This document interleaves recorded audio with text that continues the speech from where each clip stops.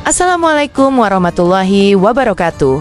Sahabat kebenaran, dunia internasional kembali diguncang dengan pernyataan mengejutkan Presiden Amerika Serikat, Donald Trump, yang menyebut bahwa Spanyol mungkin harus dikeluarkan dari NATO karena menolak menaikkan anggaran pertahanan hingga 5% dari produk domestik bruto PDB. Sebuah pernyataan yang tidak hanya menimbulkan kegaduhan diplomatik, tapi juga membuka kembali luka lama tentang siapa yang sebenarnya mengendalikan arah aliansi barat ini.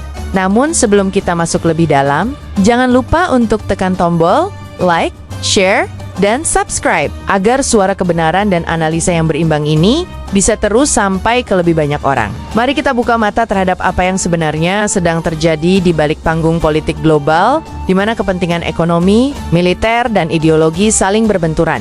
Kini, mari kita bahas secara mendalam dari reaksi Spanyol, sikap NATO, hingga dampak geopolitik dunia jika skenario pengusiran ini benar-benar terjadi, sebab, seperti kata pepatah, setiap retakan kecil dalam tembok besar, kekuasaan bisa menjadi awal runtuhnya seluruh bangunan.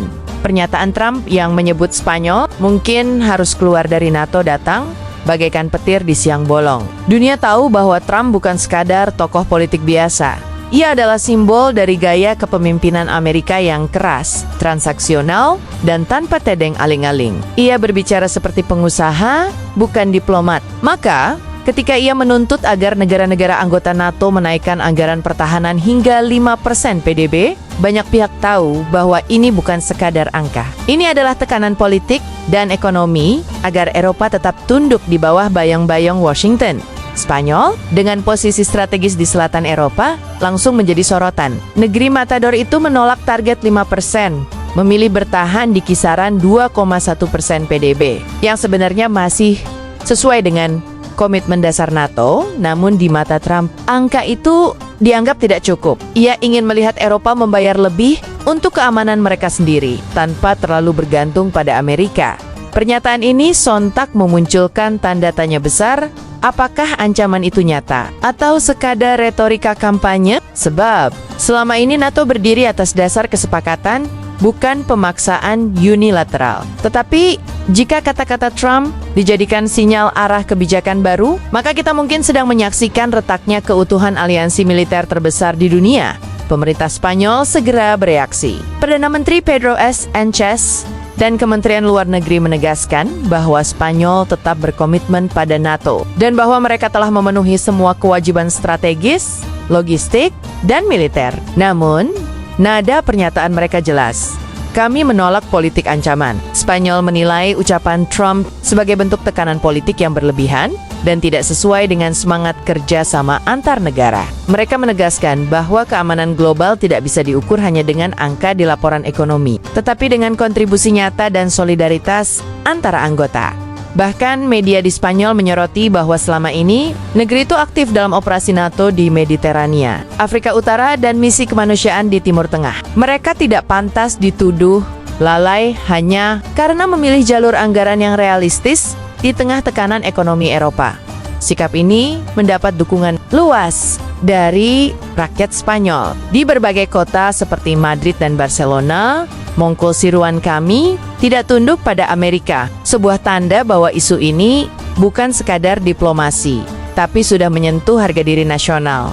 Secara hukum internasional, NATO tidak memiliki mekanisme formal untuk mengeluarkan negara anggota hanya karena persoalan anggaran pertahanan. Keanggotaan bersifat sukarela, dan setiap perubahan status harus disetujui secara kolektif oleh seluruh anggota.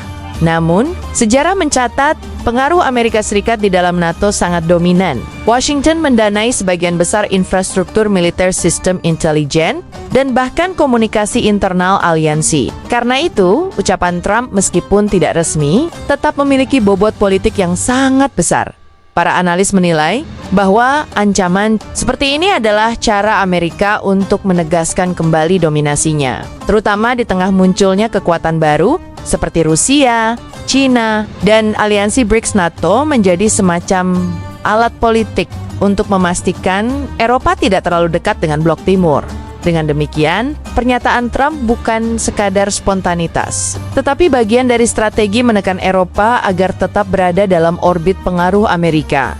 Mari kita bayangkan sejenak, jika ancaman ini benar-benar terjadi, apa yang akan terjadi pada dunia? Pertama, stabilitas NATO akan terguncang. Spanyol adalah titik penting di selatan Eropa, dengan akses langsung ke Laut Mediterania dan Samudra Atlantik. Kehilangan Spanyol berarti kehilangan salah satu jalur strategis menuju Afrika Utara dan Timur Tengah.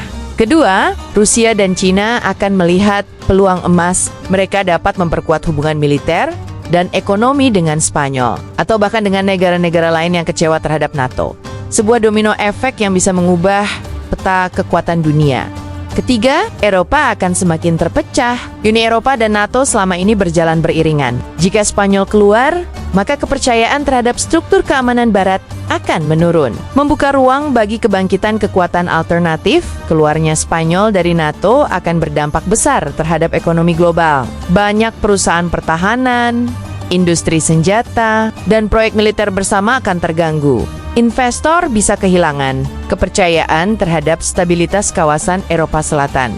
Selain itu, Spanyol selama ini menjadi tuan rumah bagi beberapa pangkalan militer penting NATO, termasuk Tirota dan Mor.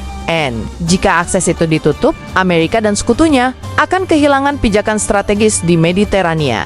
Di sisi lain, Spanyol mungkin justru akan memperkuat kerjasama pertahanan dengan Uni Eropa secara independen atau bahkan dengan blok non-barat seperti BRICS atau Tiongkok. Dunia bisa berubah arah dari unipolar menjadi multipolar dengan cepat dari sudut pandang dunia Islam. Dinamika ini menarik untuk disimak, sebab retaknya kekuatan Barat bisa membuka ruang bagi negara-negara Islam untuk memperkuat posisi diplomatiknya. Negara-negara seperti Turki dan bahkan Indonesia bisa memainkan peran lebih besar dalam membangun sistem keamanan baru yang tidak hanya berpihak pada kepentingan Barat.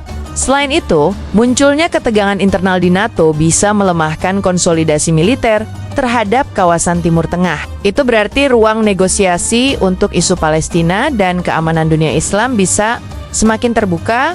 Allah Subhanahu wa Ta'ala berfirman dalam Al-Quran, mereka membuat tipu daya, dan Allah membuat tipu daya pula. Dan Allah adalah sebab baik pembuat tipu daya. Quran Surah Ali Imran ayat 54.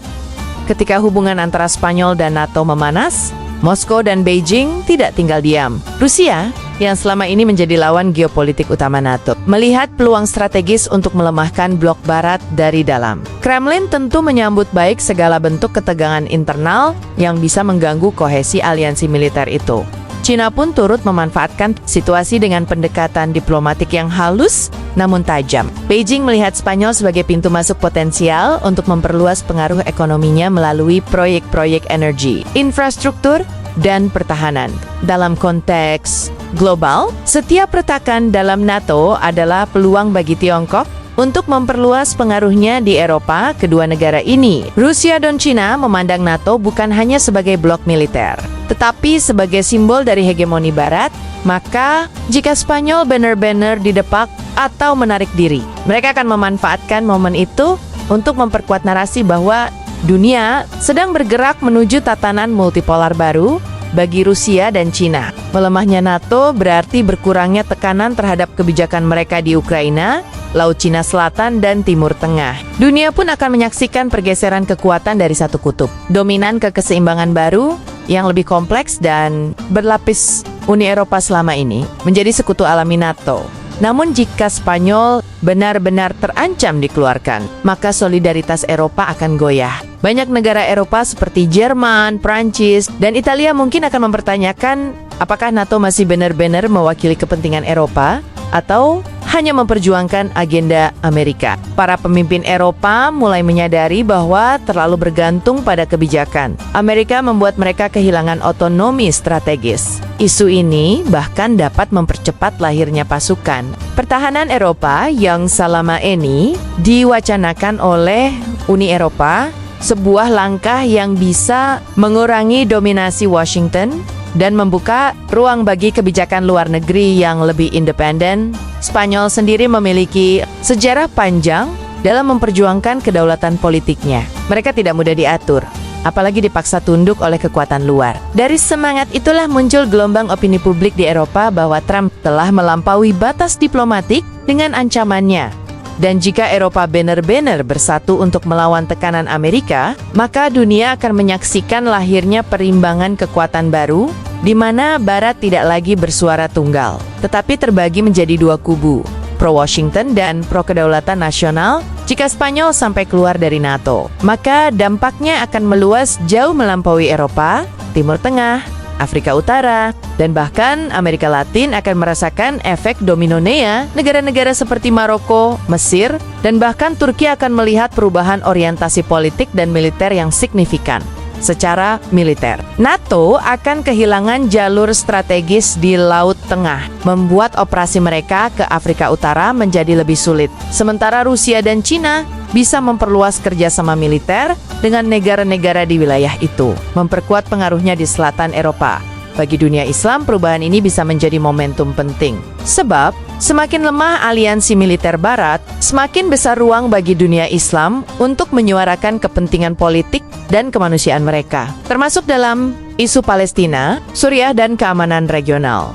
Namun, di sisi lain, ketidakstabilan global juga bisa membawa risiko baru, perang ekonomi, perlombaan senjata, dan ketegangan ideologis yang semakin meningkat. Maka, dunia perlu keseimbangan, bukan dominasi, melainkan kerjasama yang dilandasi keadilan.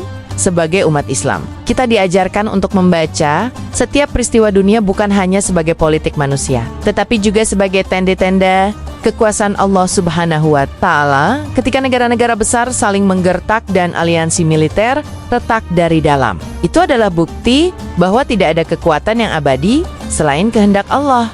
Dalam Al-Quran, Allah berfirman, "Dan kami pergilirkan hari-hari kejayaan dan kekalahan di antara manusia." Quran Surah Ali Imran ayat 140. Ayat ini mengingatkan kita bahwa kekuasaan duniawi akan terus berputar dari satu bangsa ke bangsa lain, dari satu blok ke blok lainnya. Tidak ada yang kekal kecuali kebenaran. Maka, di balik ancaman Trump terhadap Spanyol dan kegelisahan NATO, sesungguhnya kita sedang menyaksikan proses besar yang Allah izinkan terjadi. Pergeseran kekuatan dunia menuju keseimbangan baru yang lebih adil bagi bangsa-bangsa yang selama ini tertindas.